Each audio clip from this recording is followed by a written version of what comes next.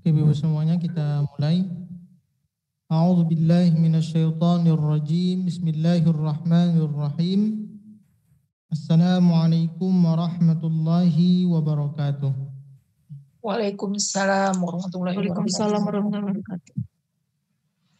Rabbi shrah li sadri wa yassir li amri wahlul 'uqdatam min lisani yafqahu qawli. Alhamdulillahi rabbil alamin. Allahumma salli wa sallim ala sayyidina Muhammad wa ala ali Muhammad walhamdulillahi rabbil alamin. Alhamdulillah, ibu-ibu yang dirahmati dan diberkahi oleh Allah Subhanahu wa taala. Pertama sekali mari kita bersyukur kepada Allah Subhanahu wa taala. Alhamdulillah, siang hari ini Allah masih berikan kita nikmat iman, nikmat Islam, nikmat kesehatan dan kesempatan, sehingga dengan keimanan yang Allah berikan kepada kita, kita dapat meluangkan waktu untuk lebih mengenal Allah Subhanahu wa taala dan untuk mengenal agama agar mudah kita mengamalkan ajaran dan amalan dari dalam kehidupan kita sehari-hari. Selanjutnya tak lupa pula kita berselawat kepada junjungan kita Nabi besar Muhammad sallallahu alaihi wasallam. Allahumma salli wa sallim ala sayyidina Muhammad wa ala ali Muhammad. Manusia surga yang Allah turunkan ke muka bumi. Manusia yang menjadi panutan bagi seluruh manusia. Manusia yang tampilan akhlaknya tertera di dalam Al-Quran, yang siapapun ingin mendalami dan mengikuti bagaimana akhlaknya Rasulullah SAW, salah satu jalannya orang hamba itu dekat dengan Al-Quran dan dekat dengan sunnahnya. Karena di dalam Al-Quran Allah berfirman, laqad kana lakum fi rasulillahi uswatun hasanah. Uswatun hasanah itu adalah akhlak yang mulia. Kemudian di dalam hadis tidak lain dan tidak bukan, Rasulullah SAW diutus ke muka bumi ini bukan untuk menjadi pemimpin, bukan menjadi orang yang kaya, akan tetapi tujuan baginda Rasulullah SAW diutus ke muka bumi liutammimma makarimal akhlak, ingin menjadikan akhlak yang mulia, diutus untuk menyempurnakan akhlak. Maka begitulah Sayyidah Aisyah ketika ditanya para sahabat Nabi sampai meneteskan air mata. Ketika baginda Rasulullah SAW sudah tiada, ditanya oleh para sahabat Nabi, bagaimana kehebatan baginda Rasulullah sehingga dengan mudahnya gampang merubah isi dunia ini. Negara Arab yang tidak diperhitungkan menjadi negara yang diperhitungkan. Jawabannya singkat. Rasulullah ketika ditanya, kana khuluquhul Quran. Sayyidah Aisyah ketika menjawabnya, kana khuluquhul Quran. Kalau kamu ingin tahu bagaimana akhlaknya Rasulullah adalah kana khuluquhul Quran. Maka akhlaknya baginda Rasulullah SAW adalah Al-Quran. Pertemuan yang terakhir kita sudah membahas tentang surah Ali Imran. Di ayat ketiga kita sudah bahas. Nazzala alaikal kitaba bil haqq. Ini terakhir ayat yang kita bahas, ayat ketiga. Ayat ini secara garis besar adalah Ali Imran, kita sudah bahas, adalah membahas bagaimana keluarga Imran, tentang kuasa keesaan Allah Subhanahu wa taala. Imran, kemudian istrinya Hinnah, ada yang mengatakan Hana, seorang yang taat kepada Allah Subhanahu wa taala, kemudian diberikan anak Maryam. Maryam ini pada masa kehidupan ketika itu orang yang bisa mengurus gereja itu hanya lelaki saja. Tapi atas kuasa Allah Subhanahu wa taala Maryam bisa. Kemudian Maryam yang tidak disentuh oleh lelaki tapi bisa melahirkan seorang anak yaitu Isa. Kemudian Isa yang masih balita akan tetapi dia bisa berbicara. Ini salah satu bukti-bukti dari kekuasaan Allah Subhanahu wa taala. Maka ayat 1 sampai ayat ke-9 Ini menceritakan bagaimana keesaan Allah Subhanahu wa taala. Sebelum nanti kita meyakinkan, jadi keyakinan kita ditanamkan dulu bagaimana keesaan Allah, baru kita membahas bagaimana kehidupan manusia yang secara logika ini tidak masuk akal, tetapi dengan kuasanya Allah Subhanahu wa taala ini bisa terjadi. Maka jangan pernah, ini menjadi pelajaran atau hikmah dalam kehidupan kita, jangan pernah putus asa di dalam kehidupan. Contoh bagi orang yang Allah berikan ujian sakit, jangan pernah berpikir di dalam pikiran mereka bahwa mereka tidak akan pernah sembuh. Kalau Allah berkehendak, kalau Allah berkuasa, tidak ada yang tidak mungkin. Ini salah satu bukti keimanan. Kita membaca dalam surah Yasin, "Idza qada amran fa innama yaqulu lahu kun fayakun." Ada kata-kata kun fayakun. Kalau Allah berkehendak, apa yang tidak mungkin? Maka ini salah satu bukti keimanan kita dengan kita semakin sering membaca Quran, dengan kita sering mentadaburi Al-Quran, kita berharap seperti dalam surah Al-Anfal, wa idza tuliyat alaihim ayatuhu zadatuhum imana. Semakin naik kualitas keimanan kita kepada Allah Subhanahu wa taala.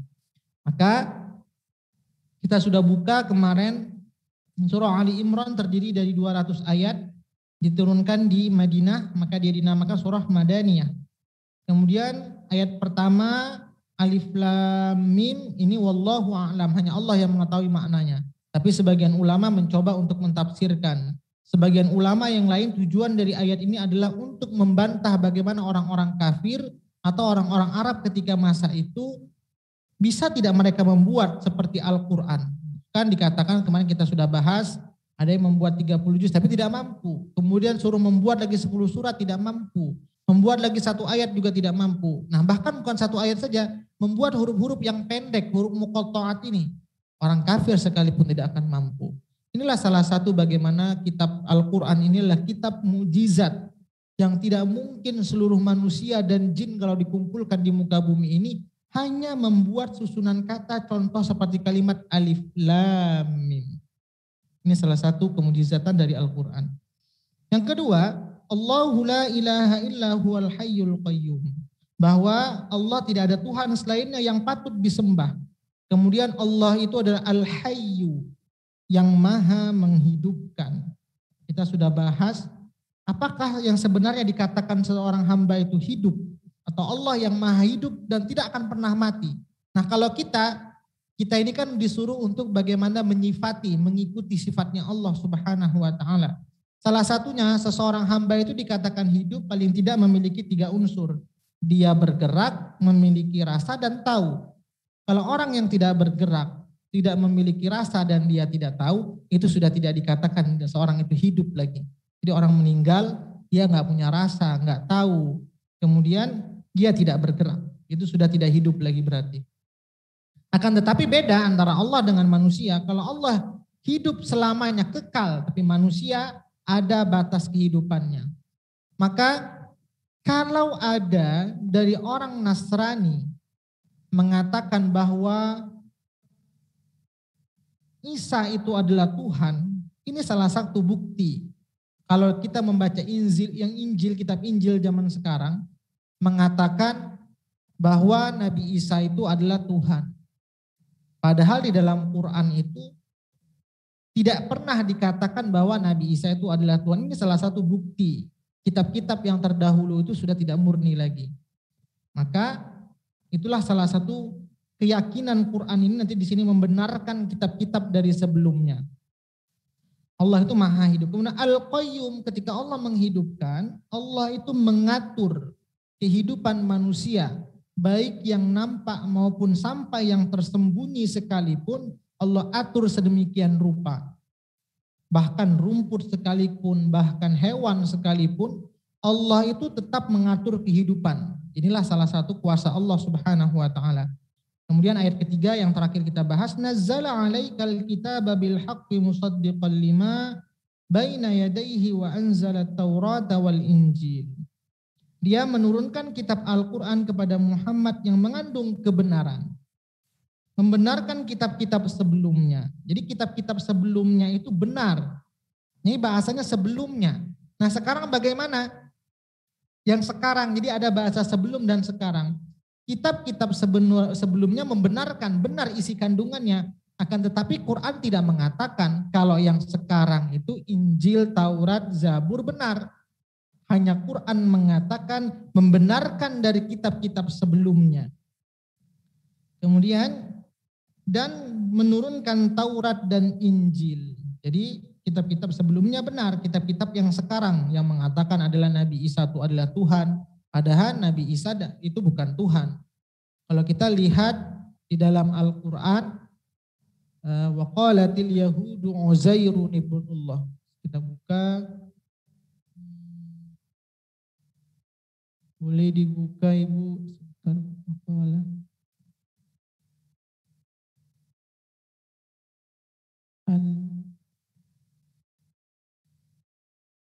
Waqalatil, sebentar Bu ya.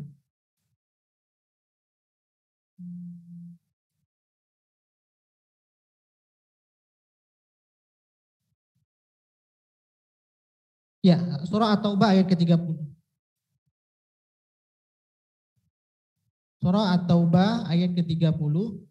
Di sini mengatakan, orang Nasrani mengatakan, waqalatil yahudu Uzairun ibnullahi wa qalatin nasara al-masihu ibnullah.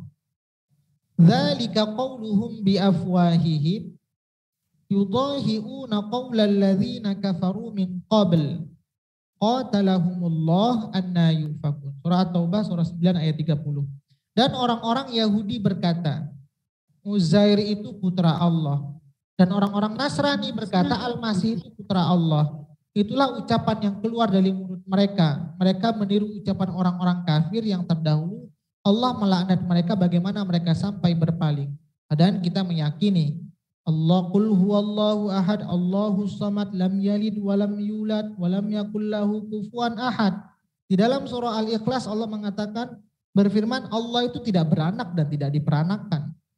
Bahwa ini salah satu, bahwa ajaran mereka yang sekarang Yahudi dan Nasrani itu sudah tidak benar lagi. Ini tadabbur kita yang terakhir sampai ayat ketiga. Sekarang kita masuki ayat yang keempat. Lanjutannya yang sekarang. A'udzu billahi minasyaitonir rajim. Bismillahirrahmanirrahim. Min qablu hudal linnasi wa anzalal furqan.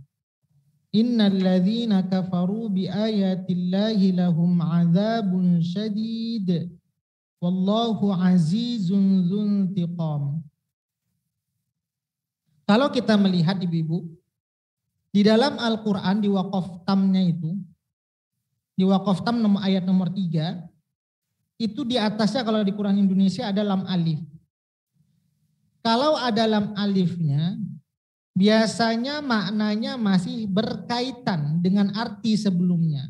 Maka kalau kita pahami Bu, kalau kita ambil ujung dari akhir ayat 3 dan disambungkan ke ayat keempat, kita baca, membenarkan kitab sebelumnya, dan menurunkan Taurat dan Injil sebelumnya sebagai petunjuk manusia.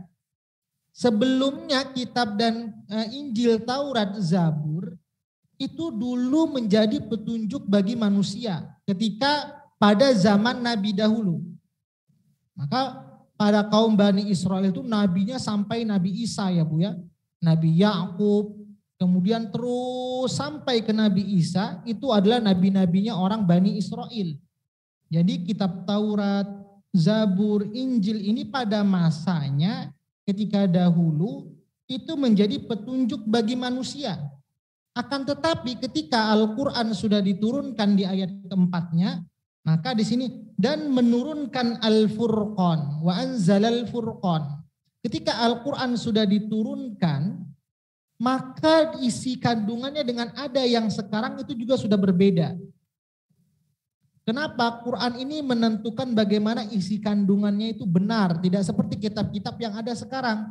Kenapa? Karena kita sudah membahas di dalam juzuk 1 itu bagaimana keburukan orang Yahudi dan Nasrani. Ketika sekarang itu mereka mengganti, menulis Al-Quran itu dengan hawa nafsu mereka sendiri.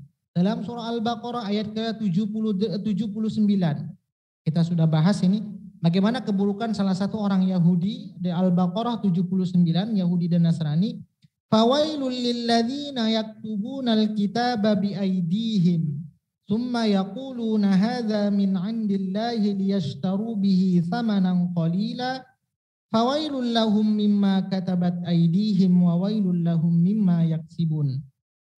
Maka celakalah orang-orang yang menulis kitab dengan tangan mereka sendiri. Inilah kitab Taurat, Zabur, dan Injil. Mereka rubah, para pimpinan-pimpinan pemuka agama tersebut merubah isi kandungan dari kitab Taurat, Zabur, dan Injil. Kemudian berkata, ini dari Allah dengan maksud untuk menjualnya dengan harga murah. Maka celakalah mereka karena tulisan dengan tangan mereka, dan celakalah mereka karena apa-apa yang mereka perbuat. Mereka jadi ketika menyampaikan kepada umatnya, ini pemuka-pemuka agamanya sudah menulis sesuai dengan hawa nafsu mereka, sesuai dengan keinginan mereka. Akan tetapi ketika mereka menyampaikan kepada umatnya, kepada pengikutnya, mereka mengatakan bahwa ini dari Allah Subhanahu wa taala. Maka di sini dikatakan celakalah atau siap-siaplah mereka menerima azab dari Allah Subhanahu wa taala. Kenapa? Karena mereka mengganti dari isi kitab Taurat, Zabur, dan Injil. Maka kita kembali ke dalam surah Ali Imran. Di sini ditegaskan bahwa kalau Quran, kalau Injil, kalau Taurat, kalau Zabur untuk sekarang ini bukan menjadi lagi kitab pedoman dalam kehidupan. Karena isinya sudah tidak sesuai lagi. Nah, kalau kita ingin menjadikan kitab pedoman apa? Wa anzalal furqan. Furqan ini nama lain dari Al-Qur'an ya Bu ya. Jadi Quran itu ada namanya hudan, ada namanya syifa, ada namanya furqan, ada namanya az-zikr. Jadi Quran ini sudah ada perbedaannya untuk membedakan mana isinya yang benar, mana isinya yang salah. Kenapa? Karena isi Injil zaman sekarang itu mengatakan bahwa Nabi Isa itu adalah Tuhan. Padahal Nabi Isa itu diangkat ke langit dan nanti dia diturunkan ke muka bumi lagi. Kemudian dia akan dimatikan, meninggal juga.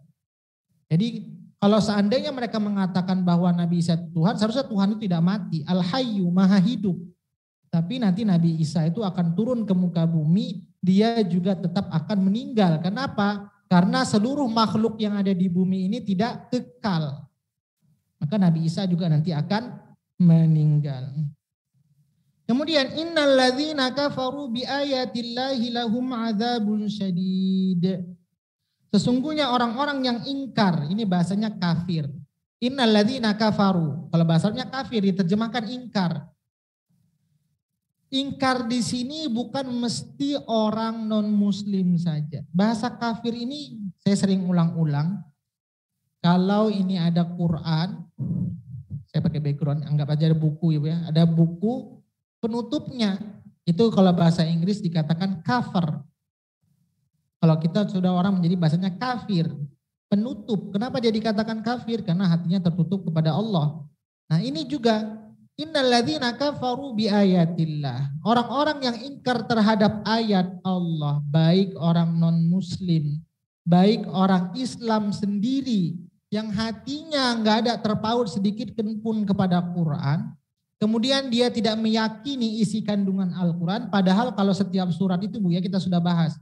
Di alif lam mim zalikal kitabu la raiba fi hudal lil muttaqin. Tidak ada keraguan dalam isi kandungan Al-Quran. Di Ali Imran juga dikuatkan lagi. Sebelum memulai isi cerita di ayat 3-nya, nazzala alaikal kitaba bil haq. Ini kitab yang diturunkan secara hak. Benar, benar apanya maksudnya? Benar dari Allah. Benar yang membawa malaikat Jibril. Benar yang menerimanya baginda Rasulullah. Benar isi kandungan ajarannya. Kemudian orang yang mempelajari Al-Quran juga akan menjadi orang yang benar. Maka Allah memberikan ancaman. Allah akan memberikan balasan bagi orang yang ketika diberikan kesehatan, diberikan pengetahuan, diberikan waktu, tapi dia ingkar terhadap ayat Allah. Dia tidak mau mendalami ayat Allah. Dia tidak mau mempelajari ayat Allah. Dia tidak mau mengamalkan ayat Allah. Maka apa kata Allah? Adzabun syadid. Dia akan memperoleh azab yang berat dari Allah Subhanahu wa taala.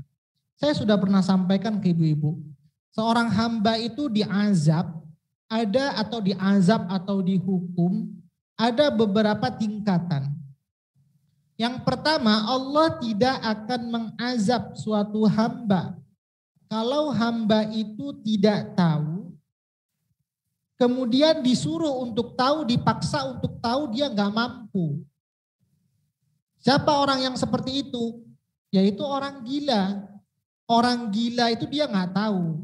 Dipaksa untuk tahu, diajarkan, nggak akan mampu. Maka orang yang seperti itu keluar lepas dari azab Allah Subhanahu wa taala.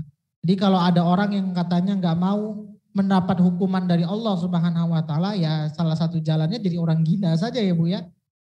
Itu salah satu. Kemudian itu yang pertama. Kapan lagi Allah tidak mengazab hambanya?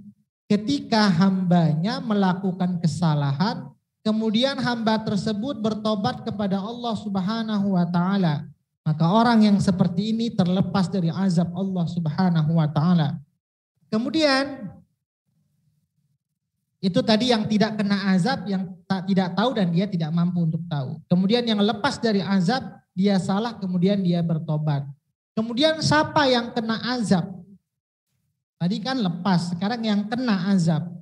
Orang yang tidak tahu tapi dia mampu untuk tahu. Nah ini yang banyak.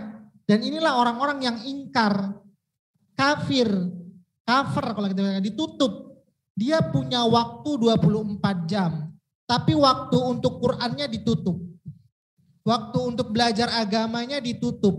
Nah dengan apa diisinya? Dengan dunia semua. Padahal dari 24 jam itu Allah bagi-bagikan waktu-waktunya ya Bu ya. Ada sebagian untuk istirahat. Ada sebagian untuk dunia. Ada sebagian untuk akhirat. Maka ada orang yang mengisi. Diisinya hanya waktu dunia saja, akhiratnya ditutup. Cover ditutupnya. Dan inilah orang-orang yang mendapat azab. Sebentar ya Bu, ini ada orang main musik depan rumah, berisik banget. Ya, kita lanjutkan kembali Bu. Berikutnya, tadi orang yang tidak tahu kemudian dia mampu untuk tahu tapi dia nggak mau cari tahu. Dan itulah yang namanya kafir, ingkar, ditutup. Nah siapa orang yang tidak dapat azab berikutnya? Orang yang tidak tahu kemudian dia mau mencari tahu. Maka orang yang salah dalam proses mencari tahu itu tidak akan kena azab. Kenapa? Karena dia ingin proses mencari tahu. Oh ini saya sudah belajar, saya tahunya ini, tiba-tiba dia belajar yang lain lagi, ada yang lebih benar lagi, itu tidak akan salah. Kecuali kalau dia dengan sadar melanggarnya, itu baru dia akan mendapatkan kesalahan atau azab. Tapi kalau kesalahannya dia tidak tahu sesuai dengan ilmu yang ia tahu, tapi dia dalam proses belajar, maka itu tidak akan kena azab Allah Subhanahu wa taala. Kemudian wallahu azizun dzuntiqam. Allah Maha Perkasa. Maha Perkasa Aziz ini Bu, ada yang mengatakan makna Aziz ini adalah mulia.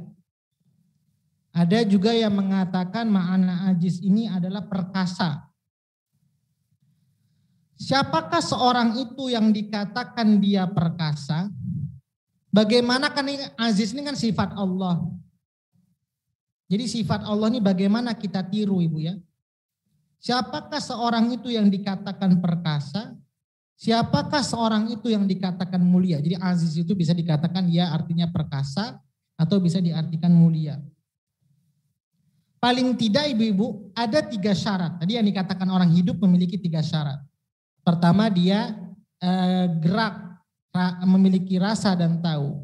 Kemudian kalau kita ingin jadi orang mulia, paling tidak ada 3 juga unsur. Yang pertama, yang dikatakan seorang itu mulia, jarang ada orang yang seperti dia. Yang dikatakan orang perkasa, contohnya kalau dalam pertandingan tinju, dia orang yang paling kuat, tidak mampu mengalahkan dia. Ini orang perkasa sehingga dia menjadi mulia. Tapi beda, lama-lama dia kalau sudah tua akan lemah juga. Perkasanya itu hanya sebatas kekuatannya saja. Kemudian jarang lagi orang seperti dia, contohnya seorang pemimpin atau seorang raja dari sekian kabupaten, contoh satu provinsi dari sekian juta warga, dia sendiri jadi kepala pemimpinnya. Jarang orang seperti dia. Maka dia orang seperti ini akan jadi mulia. Sebatas mana? Mulianya juga ada batasnya. Selama dia menjabat 5 tahun kalau jadi gubernur atau jadi presiden, jadi mulia. Tapi ada batasnya. Kemudian yang dikatakan mulia itu selain jarang tidak ada seperti dia, orang ini juga syarat kedua dibutuhkan, diperlukan. Contoh seorang pemimpin diperlukan oleh masyarakat, tapi ada batasnya. Ada batasnya Bu ya. Batasnya kapan? Ya batasnya sesuai dia jadi pemimpin atau sampai dia meninggal. Kemudian ajiz ini apalagi? Memiliki kekuatan, kemampuan. Jadi jarang ada orang seperti dia. Kemudian dia dibutuhkan, tapi orangnya lemah, tidak memiliki kekuatan, dia tidak akan dikatakan mulia. Orang yang dikatakan mulia itu jarang ada orang seperti dia, kemudian dibutuhkan, kemudian memiliki kekuatan. Siapa itu? Yang selamanya tidak akan pernah habis sampai hari kiamat kelak, yaitulah Allah Subhanahu wa taala. Jadi Allah wallahu azizun dzuntiqam. Jadi kalau kita ingin menjadi orang mulia Ibu, salah satunya contoh kalau kita menyifati, tapi kalau manusia itu terbatas. Paling tidak kalau kita dikategorikan bagaimana kita ingin menjadi orang yang mulia, orang yang terhormat, jadilah orang yang kita jarang seperti orang yang lain. Jadi kalau jadi orang kebiasaan ramai orang biasa saja. Kemudian dibutuhkan bagaimana kita membantu banyak orang, menolong orang lain. Orang ini akan jadi mulia. Maka salah satu hikmah dari orang yang berinfak itu akan jadi mulia. Dulu kita bahas di Al-Baqarah. Salah satu hikmah kalau orang berinfak, bersedekah, berzakat, Allah angkatkan mulia, kemuliaan kepadanya. Tapi kalau orang yang riba, dia menolong, tapi tujuannya untuk menekan, Allah akan hinakan. Maka yamhaqullahu riba. Allah akan hancurkan orang-orang yang melakukan perbuatan riba. Ini ayat yang sebelumnya. Maka dengan kita memberikan pertolongan kepada orang yang membutuhkan, orang ini akan jadi mulia. Kemudian memiliki kekuatan, yaitu bukan kalau kita manusia kesehatan, kemampuan untuk melakukan hal-hal kebaikan. Maka wallahu azizun dzuntiqam. Allah mempunyai balasan dari siksa-siksanya kalau orang-orang yang ingkar kepada Allah Subhanahu wa taala. Jadi intinya di dalam ayat keempat ini Ibu semuanya adalah menguatkan lagi bahwa kitab-kitab yang dahulu Taurat, Zabur, Injil itu tidak menjadi pedoman lagi dalam kehidupan kita sekarang. Yang hanya menjadikan pedoman adalah Al-Quran. Kemudian ketika Al-Quran diturunkan, ada orang yang gak mau mendalami ayat-ayat Quran, gak mau belajar, gak mau memahami, gak mau mengamalkan, maka ingat Allah memiliki balasan dan azab kepada orang-orang yang tidak mau mendalami pedoman di dalam kehidupan mereka. Itulah kesimpulan dari ayat yang keempat. Intisarinya adalah bahwa kitab-kitab terdahulu itu bukan lagi menjadi pedoman dalam kehidupan kita. Karena sudah diganti isinya. Sekarang kita masuk ayat yang kelima. Ayat yang kelima ya. Bismillahirrahmanirrahim. Innallaha la yakhfa alaihi syai'un fil ardi wala fis sama. Bagi Allah tidak ada sesuatu pun yang tersembunyi di bumi dan di langit. Jadi bagi Allah itu Ibu, ketika menciptakan seluruh apa yang ada di dalam langit, baik di dalam hati kita, baik seorang ibu yang sedang mengandung. Jadi dari proses penciptaan manusia itu pun Allah sudah tahu. Jangan dikira Allah itu baru tahu manusia itu ketika sudah dilahirkan. Allah itu sebelum manusia dilahirkan dari proses sperma, kemudian 2 bulan, 3 bulan sampai ovum semuanya, sampai tercipta menjadi manusia, itu Allah tahu. Yang ada di dalam hati kita juga Allah tahu. Maka Allah ketika mengurus hambanya Al-Qayyum di ayat kedua surah Ali Imran-nya, mengurus itu bukan yang nampak di luarnya saja. Tapi Allah ketika mengurus hambanya, Allah itu tahu sampai isi hati kita.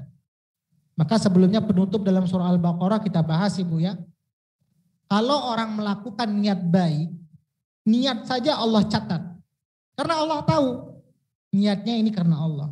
Kalau orang melakukan keburukan, sampai kapan Allah mencatatnya? Sampai dia melakukan. Tapi Allah tahu dia itu punya niat buruk. Inilah sangkut paut cerita munasabah atau korelasi dari ayat surah Al-Baqarah akhir dengan ayat kelima ini. Bahwa apapun yang Allah ciptakan di dunia ini, bagi Allah sedikit pun, sekecil apapun yang tersembunyi di bumi dan di langit, semuanya Allah tahu. Ini salah satu kekuasaan atau keesaan Allah Subhanahu wa taala.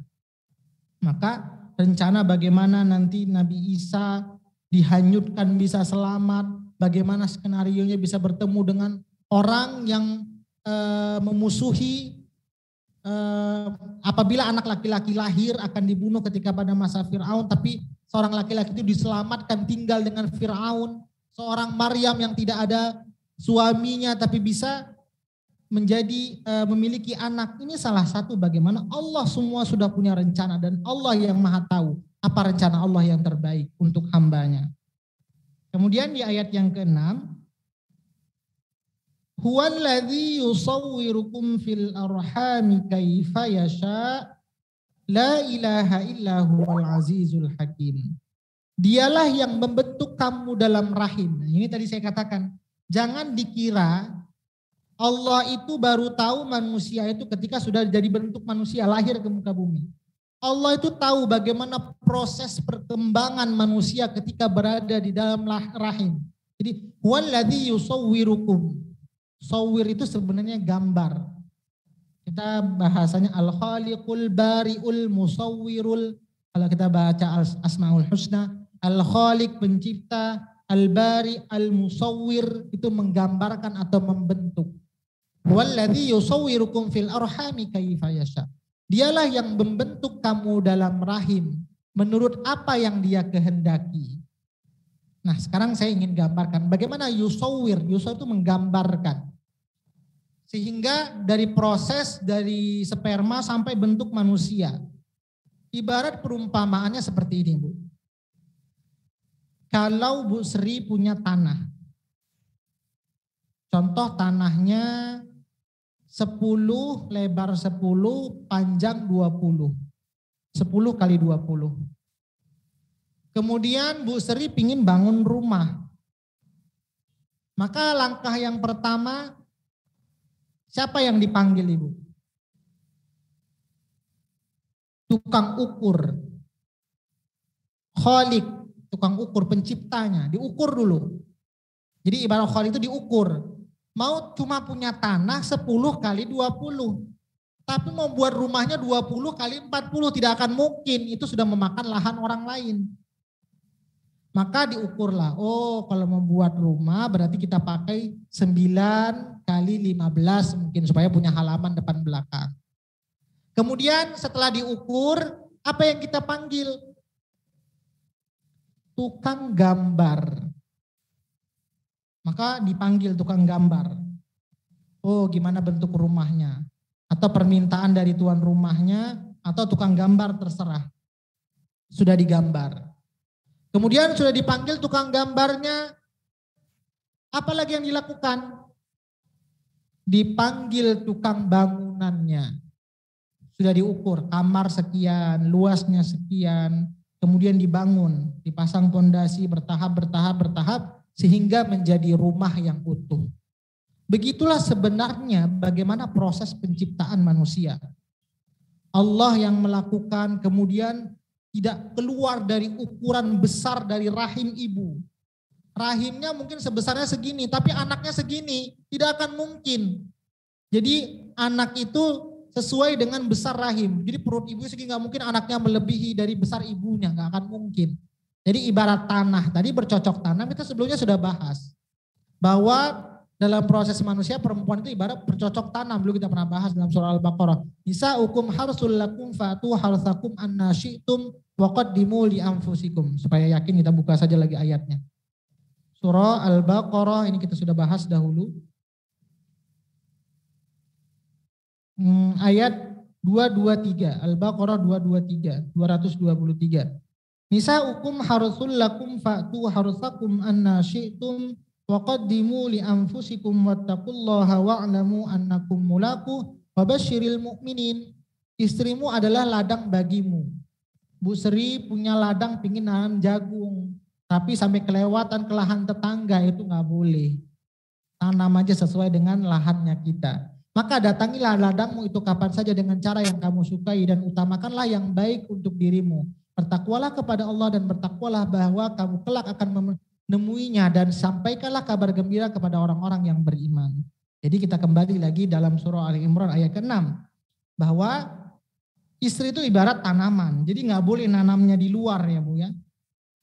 Begitu juga ketika menggambar tadi Ali Imran ayat ke-5, ayat ke-6. Walladzi yusawwirukum, sawwir itu sudah menggambar atau membentuk kalau ini diterjemahkan. Maka ketika nanti seorang menggambar sudah sesuai dengan ukurannya, manusia itu sudah direncanakan Allah, kemudian ditanam tukang bangunan, buat fondasi dari mulai sperma berkembang, sampai rumah itu benar-benar jadi, sampai manusia itu menjadi manusia seutuhnya. Begitulah sebenarnya yusawwirukum fil arham, di mana diletakkan manusia ketika diciptakan di rahim. Kenapa dia dikatakan itu arham itu adalah jamak dari rahim. Rahim itu kalau diterjemahkan arham. Kenapa dia dikatakan rahim? Karena ketika wanita mengandung, itulah tempat yang paling disayanginya. Kenapa? Karena ada harapan dari tempat tersebut ketika nanti anak itu dilahirkan. Contoh saja, walaupun ada orang yang hamil di luar nikah, walaupun secara haram dia melakukannya, ketika dia ingin mengeluarkan anaknya, mungkin diaborsi bahasanya dia, pasti dalam hati kecilnya, walaupun gimana nih supaya orang gak tahu, pasti ada rasa sayang yang tertanam dalam dirinya. Kenapa? Karena Allah tanamkan rasa kasih sayang ketika terisi di dalam rahim bayi di rahim seorang wanita tersebut. Maka itulah kenapa? Karena ada harapan yang kita inginkan dari rahim yang terkandung dalam seorang wanita. Ingin menjadi generasi yang terbaik, ingin melanjutkan cita-cita. Mungkin seorang tua punya cita-cita ingin jadi profesor, ingin jadi dokter. Nggak kecapai orang tuanya, mungkin dulu nggak sempat sekolah. Maka dia berharap dengan cita-citanya, wah semoga yang ada dalam rahim seorang wanita ini, contoh seorang istri ini, atau contoh kalau wanita rahim saya contohnya, bisa melanjutkan cita-cita keinginan saya yang belum pernah tercapai. Jadi anak itu sebenarnya harapan ya Bu ya. Jadi kalau seandainya ada orang tua yang merusak anaknya, sebenarnya dia sedang merusak harapannya. Jadi anak itu sebenarnya estafet, harapan-harapan orang tua yang tidak tercapai, mudah-mudahan anak itu bisa melanjutkan keinginan yang dulu dia pingin, wah jadi anak saya pingin anak soleh, tiba-tiba saya gak bisa jadi anak soleh, paling enggak lah anak saya lah jadi anak soleh. Nah, seperti itu. Jadi anak itu adalah harapan.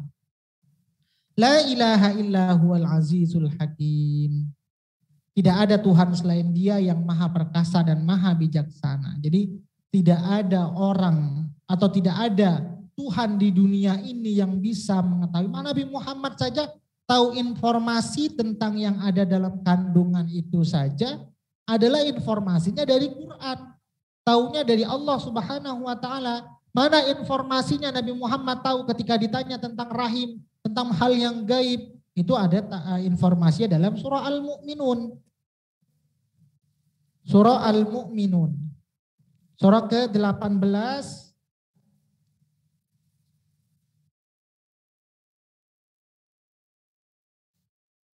Surah Al-Mu'minun ini.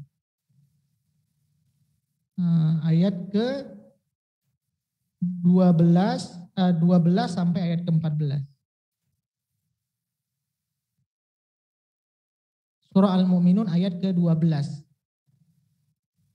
Layar saya. A'udzubillahi minasyaitonir rajim. Bismillahirrahmanirrahim. Walaqad khalaqnal insana min sulalatin min tin. Dan sungguh kami telah menciptakan manusia dari saripati berasal dari tanah. Ini nanti sebenarnya menceritakan bagaimana seorang wanita itu bisa memiliki anak ketika dibuahi oleh laki-laki. Tapi nanti ada kaitannya dengan Maryam. Ini bukti kekuasaan Allah. Allah menjelaskan dulu secara bahasanya sunnatullah. Sunnatullah tuh kalau makan kenyang, sesuai dengan jalurnya. Belajar jadi pintar.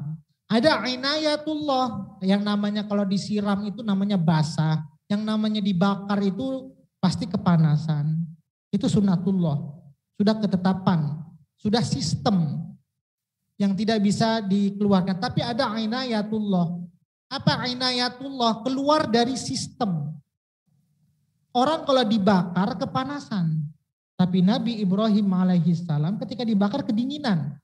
Itu keluar dari sistem. Orang baru bisa punya anak ketika dia punya suami istri, menikah. Tapi ada orang yang tidak punya suami tapi punya anak. Itu Maryam. Bukan seorang laki-laki yang wanita yang dihamil tapi laki-laki yang nggak mengaku, itu lain. Nah, ini yang memang dia tidak disentuh oleh laki-laki. Tapi Allah menjelaskan dulu secara sunnatullahnya. Bahwa walaqad khalaqnal insana min sulalatin min tin. Dia sungguh kami telah menciptakan manusia dari saripati berasal dari tanah. Kemudian ayat ke-13-nya, summa ja'alnahu nutfatan fi qararin makin. Kemudian kami menjadikan air mani yang disimpan dalam tempat yang kokoh rahim. Nah tadi Bu ya, Allah tuh mengetahui sampai rahim. Nabi Muhammad sekalipun tahu informasi ini juga dari Allah Subhanahu wa taala melalui Al-Qur'an. Kemudian ayat ke-14. Summa khalaqanan nutfata 'alaqatan fa khalaqanal 'alaqata mudghatan fa khalaqanal mudghata 'idhaman fakasawnal 'idhama lahman thumma ansha'nahu khalqan akhar fatabarakallahu ahsanul khaliqin. Kemudian air mani itu kami jadikan sesuatu yang melekat. Lalu sesuatu yang melekat itu kami jadikan segumpal daging. Dan segumpal daging itu lalu kami jadikan tulang belulang. Lalu tulang belulang itu kami bungkus dengan daging. Kemudian kami menjadikan makhluk yang berbentuk lain. Itu bentuk lain itu adalah manusia. Maha suci Allah, fatabarakallahu ahsan. Ahsan itu adalah yang paling baik. Kalau mengatakan orang akbar, kalau kabir itu besar. Akbar, Allah maha besar, maha. Kalau pakai alif akbar. Bahasa Arabnya cantik, jamil. Tapi ajmal, yang paling cantik. Hasan artinya baik. Tapi kalau ahsan itu yang paling baik. Jadi tidak ada yang menciptakan manusia ini yang paling, tidak ada pencipta yang bisa menciptakan manusia yang paling baik itu selain Allah Subhanahu wa taala. Bayangkan Allah menciptakan dari setiap sendi-sendi manusia nggak pakai mur.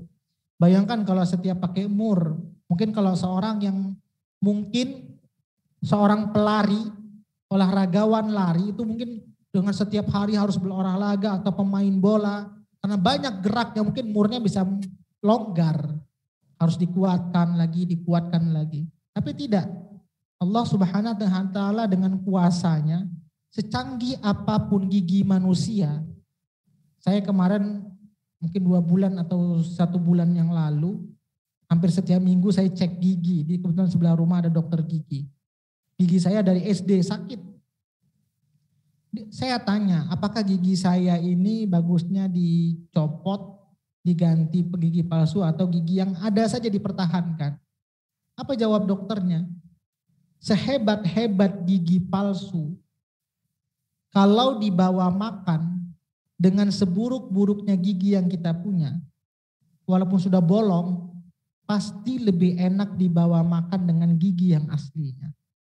Begitulah kehebatan Allah menciptakan bagaimana penciptaan manusia. Itu dikatakan dokternya ketika saya tanya konsultasi, apakah diganti gigi, dicopot, diganti gigi palsu, atau dipertahankan gigi yang ada. Dokternya menjawab adalah dipertahankan. Karena tadi sebagus-bagusnya gigi palsu, lebih enak pakai gigi asli makan. Seperti itu Ibu.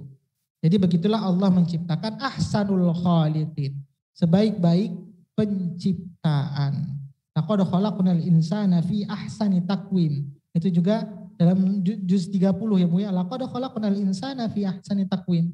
Allah itu adalah sebaik-baik penciptaan. Kita kembali ke Ali Imran. Jadi walladzi yusawwirukum fil arhami kaifa yasha la ilaha illa huwal azizul hakim.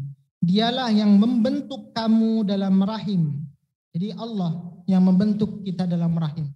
Walaupun Allah membentuk manusia dalam rahim, tapi ada sistem juga yang Allah tetapkan. Sekian bulan jadi seperti ini, sekian bulan dia nanti dihembuskan ruh, sekian bulan mungkin dia lahir, sekian bulan nanti Allah ciptakan tangan atau mata atau otaknya atau giginya atau rambutnya ketika dalam rahim ibu. Tapi ada ikut kesertaan manusia juga dalam proses perkembangan rahim selain dari kuasa Allah Subhanahu wa taala. Seorang ibu ingin berharap anaknya sehat. Tapi ketika di luar ibunya mungkin tidak mau makan, sakit-sakitan, maka berpengaruh juga kepada rahimnya selain dari sistem Allah Subhanahu wa taala. Seorang ibu ingin anaknya sehat dalam rahim kandungannya, tapi ibunya suka loncat-loncat, mau tidak mau bisa mungkin keguguran. Maka ada turut kesertaan manusia juga, tapi sistemnya itu sudah Allah tetapkan. Sekian dia akan jadi seperti ini. Tapi juga ada sistem dari manusia. Allah juga sudah ciptakan pisang. Tapi yang menentukan bisa jadi pisang goreng. Manusia itu gak bisa buat pisang ya Bu ya. Disuruh gimana cara buat pisang. Gak bisa. Tapi manusia bisa buat pisang goreng. Manusia bisa buat keripik pisang. Manusia bisa buat keripik sanjay kalau orang Padang ya Bu ya. Jadi tergantung manusia yang hanya bisa mengolahnya yang menentukan. Tapi Allah menciptakan dari bahan dasarnya. Seperti itulah bagaimana kuasa Allah Subhanahu wa ta'ala. Dan Allah la ilaha illa huwal azizul hakim. Dia maha perkasa dan maha bijaksana. Mungkin sampai 6 saja, ini sudah dekat waktu asar. Silakan ibu ada yang mau tanya. Nanti insya Allah besok kita lanjutkan 7 dan 9. Bisa dipahami ibu-ibu? Bisa Ustaz. Alhamdulillah. Ini masih menceritakan tentang kekuasaan Allah. Dari segi penciptaan bumi, dari segi penciptaan manusia, kemudian kekuasaan Allah itu kalau orang ingin baik maka dekatlah dengan Al-Quran. Seperti itu. Baik Ustaz. Ibu-ibu ada yang bertanya? Silakan raise hand atau tulis di sini nanti saya bacakan. Untuk mempercepat waktu saya bacakan aja pertanyaan dari Ibu Sri Sundari.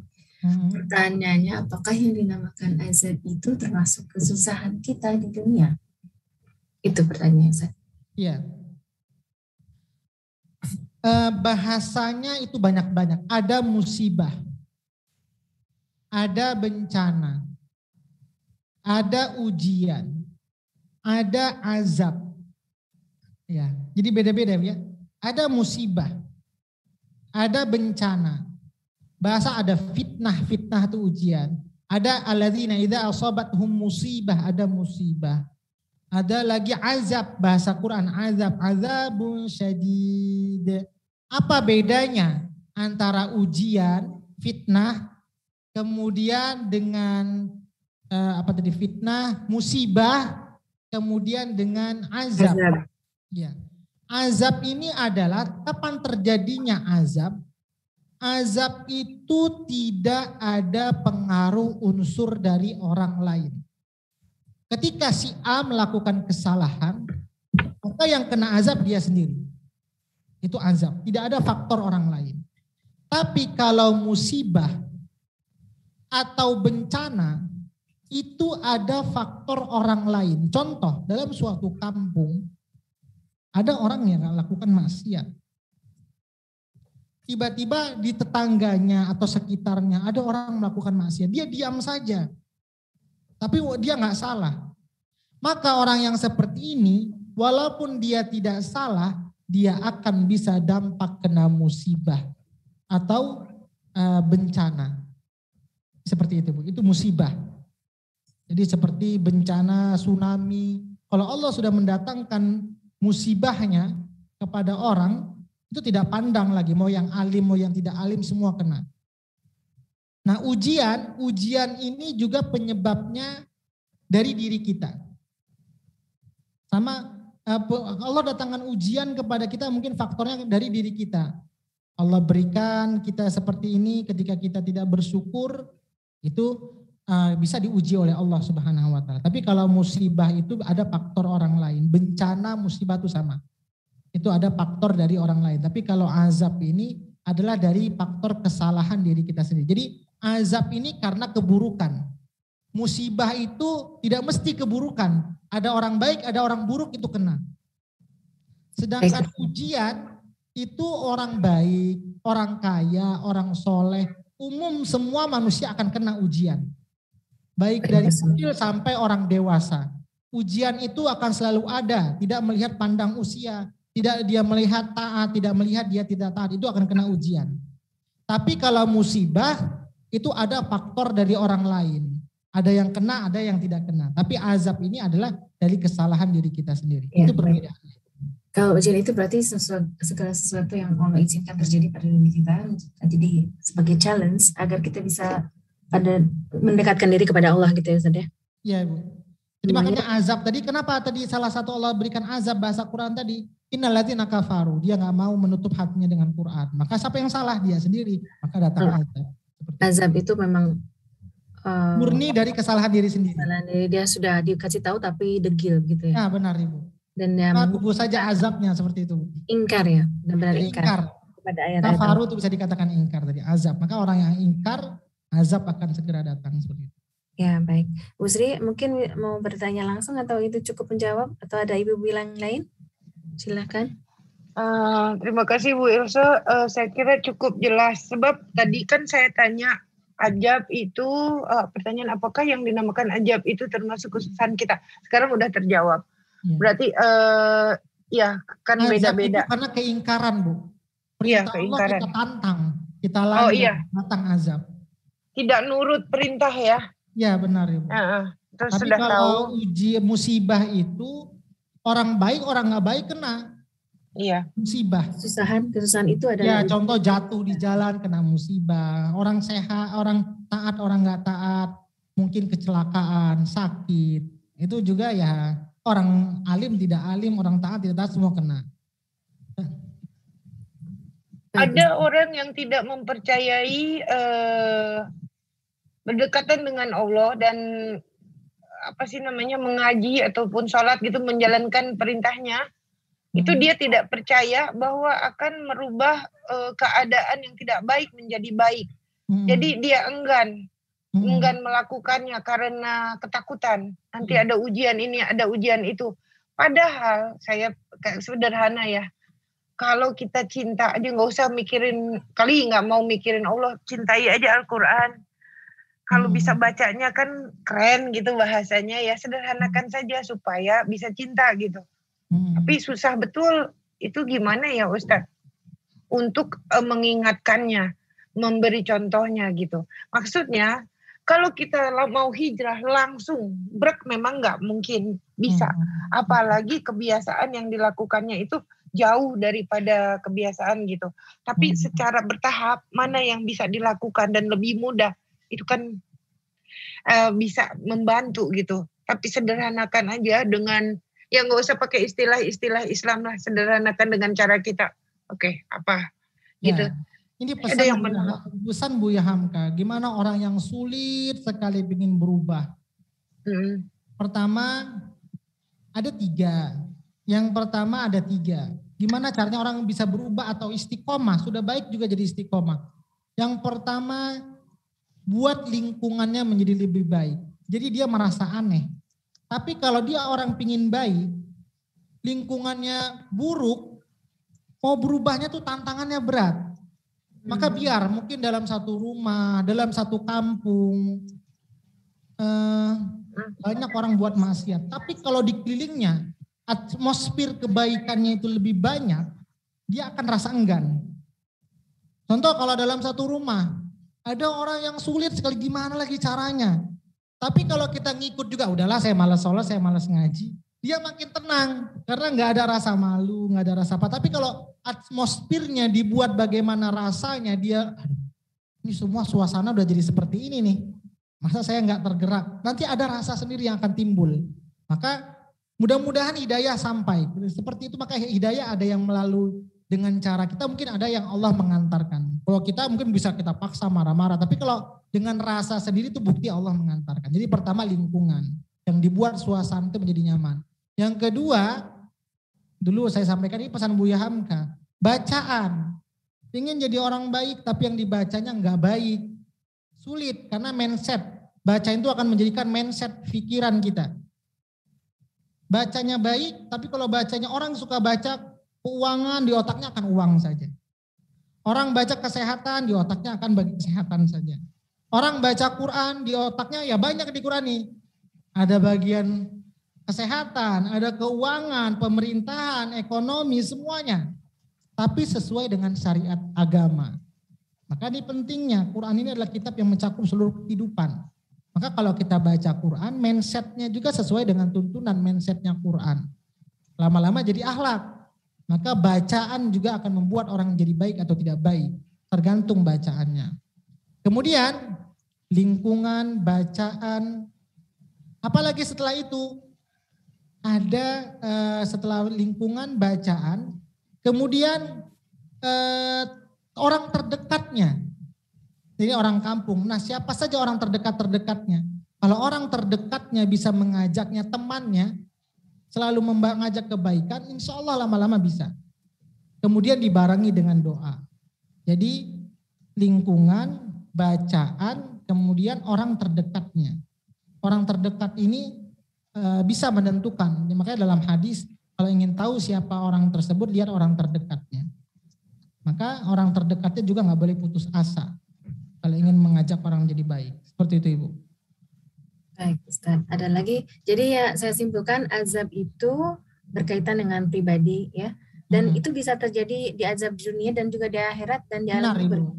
Benar Ibu. Di dunia bisa juga disebut azab ya gitu ya? Iya bisa Bu. Oh, oke.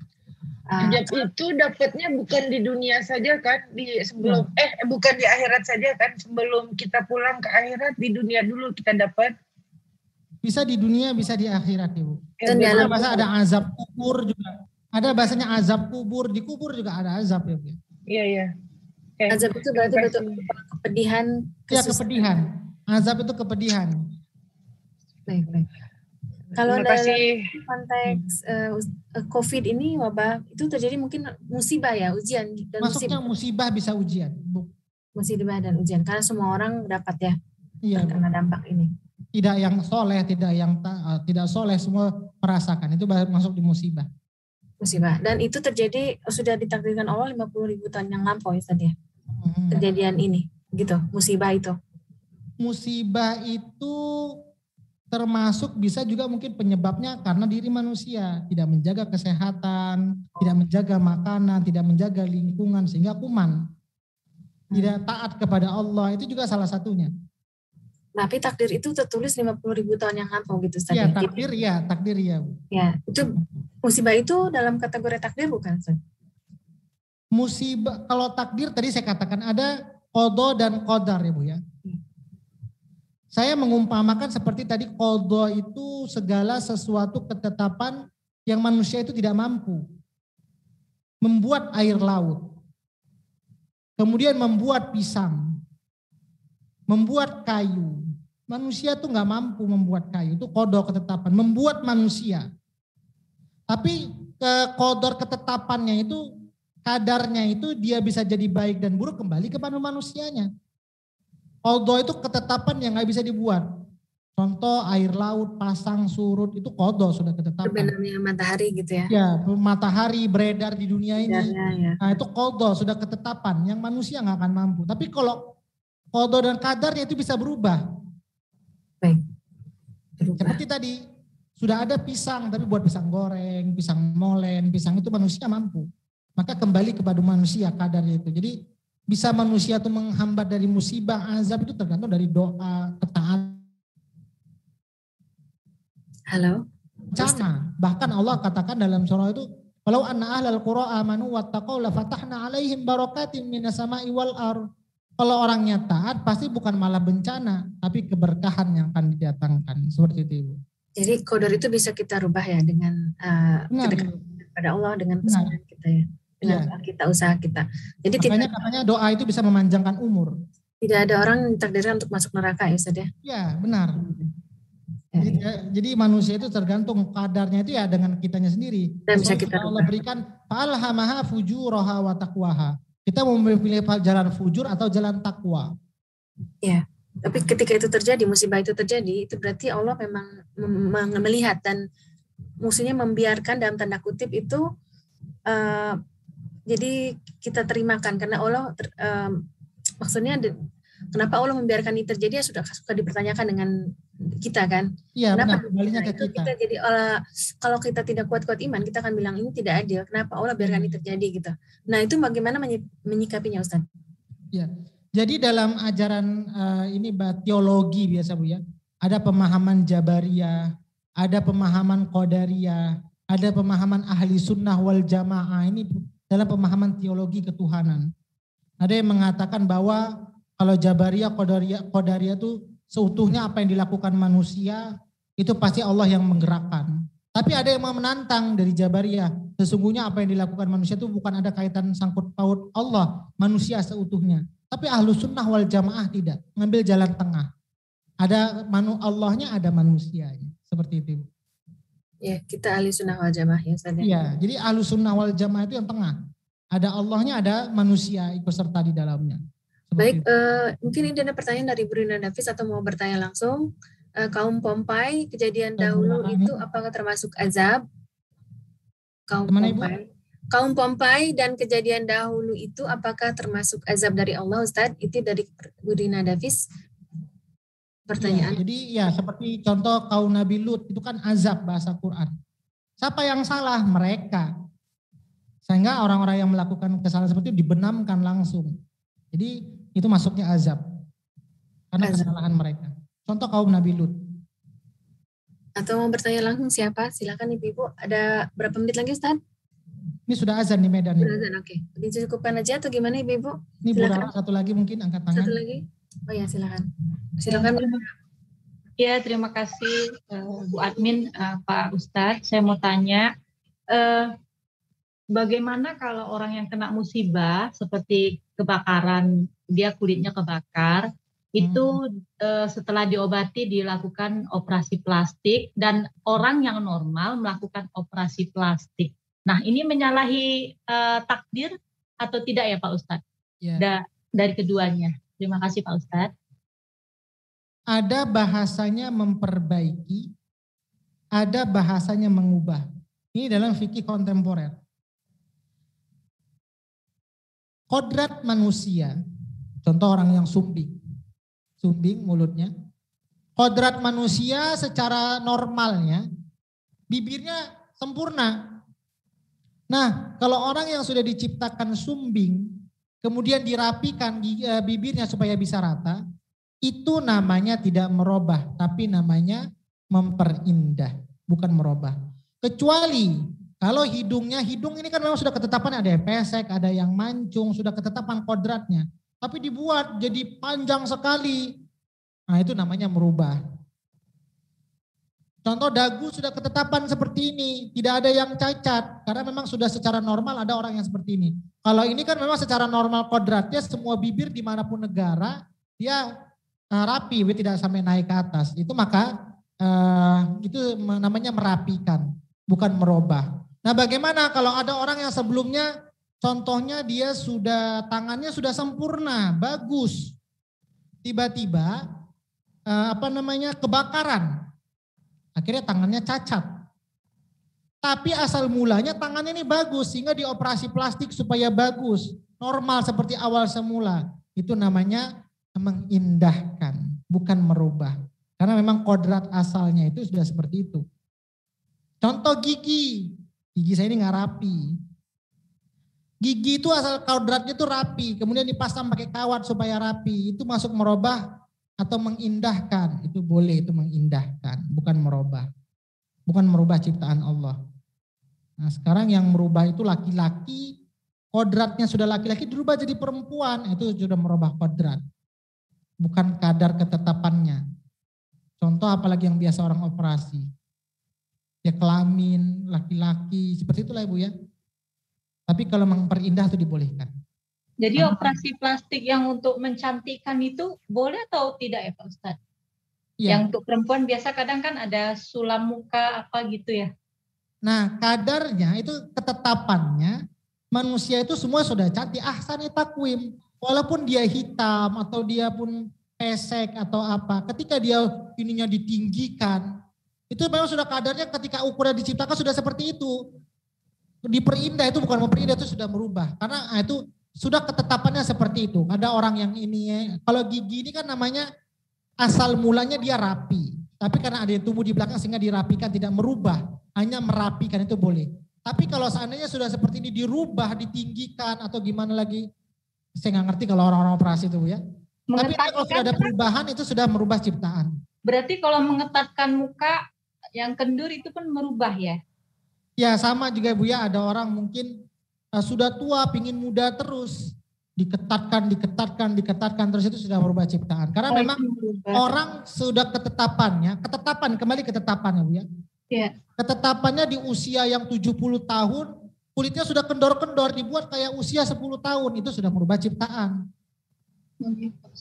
Karena sudah tidak orang yang sudah ketetapannya di usia seperti itu, kulitnya sudah harus seperti itu gitu.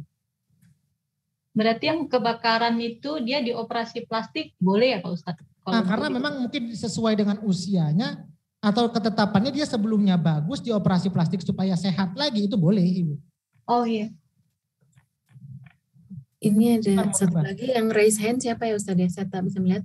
Bu Terima kasih banyak Pak Ustadz. Jadi untuk memperindah yang sebelumnya ketetapannya tuh maksudnya yang secara normalnya gigi rapi. Giginya seharusnya lurus ke depan, tapi itu tuh masuk belakang besok dirapikan, itu tidak merubah, nama merapikan. Orang yang sumbing secara normal manusia itu semua bibirnya lurus, kemudian diratakan, itu tidak namanya merubah, itu merapikan. Seperti itu Ibu. Baik Ustaz. Terima kasih. Ya, ini perkara fikih ini banyak perbedaan, ini nanti masuknya di fikih kontemporer nanti Ibu ya pembahasan. Ya, Allah sudah menciptakan dengan bentuk yang sebaik-baiknya ya Ustaz. Ya, ahsan tadi Bu. Ahsan takwim ya. Iya, ahsan takwim. Baik, sudah dulu Ustaz atau? Ya mungkin sudah dulu ya, sudah asar di Medan. Insya Allah nanti kita pukul 4 juga ada rapat lagi, 20 menit lagi. Ya, ini saja mungkin yang dapat saya sampaikan, insya Allah besok kita di ayat ke-7. Tentang muhkam dan mutasyabih, tapi tentang bagaimana kekuasaan Allah juga. Ini saja mungkin yang dapat saya sampaikan Ibu-ibu semuanya, lebih kurang mohon maaf. Semoga yang sedikit ini menambah keimanan kita kepada Allah Subhanahu wa taala dan menambah kecintaan kita terhadap Al-Qur'an dan baginda Rasulullah sallallahu alaihi wasallam. Ini saja yang dapat saya sampaikan, lebih kurang mohon maaf. Kita tutup dengan doa. A'udzu billahi minasy syaithanir rajim. Bismillahirrahmanirrahim.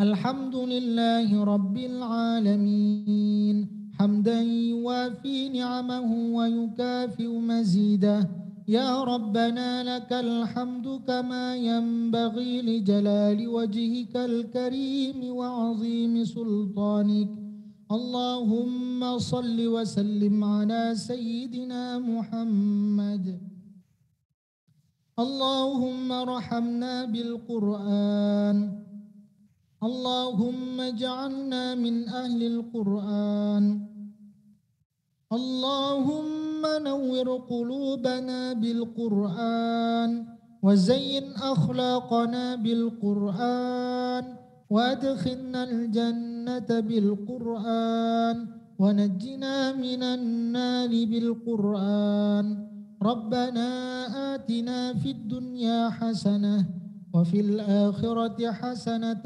وقنا عذاب النار وصلى الله على سيدنا محمد وعلى آله وصحبه وسلم سبحان ربك رب العزة عما يصفون وسلام على المرسلين والحمد لله رب العالمين.